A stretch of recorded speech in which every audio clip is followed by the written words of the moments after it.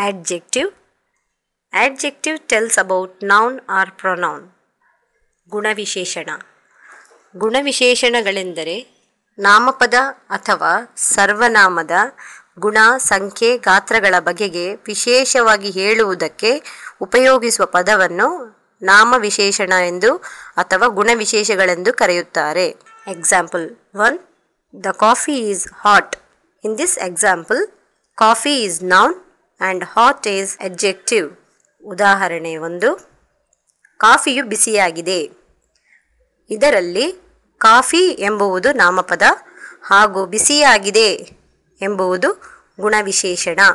ಕಾಫಿಯ ಗುಣವನ್ನು ಸೂಚಿಸುವುದು ಇದರಲ್ಲಿ ಗುಣವಿಶೇಷಣ. Example 2. It is a tall building. Here in this example, tall is adjective, building is noun. ಉದಾಹರಣೆ 2. ಇದು ಒಂದು ದೊಡ್ಡ ಮಹಡಿ. ಈ ಉದಾಹರಣೆಯಲ್ಲಿ ದೊಡ್ಡ ಎಂಬುವುದು ಗುಣವಿಶೇಷಣ, ಮಹಡಿ ಎಂಬುವುದು ನಾಮಪದ. ಇದು ಒಂದು ಎಂತಹ ಮಹಡಿ? ಇದು ದೊಡ್ಡ ಮಹಡಿ. ಮಹಡಿಯ ಗುಣವನ್ನು ಹೇಳುವುದರಿಂದ ಅದು ಗುಣವಿಶೇಷಣ. Example 3. It is cold. Here it is pronoun and cold is adjective. ಉದಾಹರಣೆ 3. ಇದು ತಣ್ಣಗಿದೆ.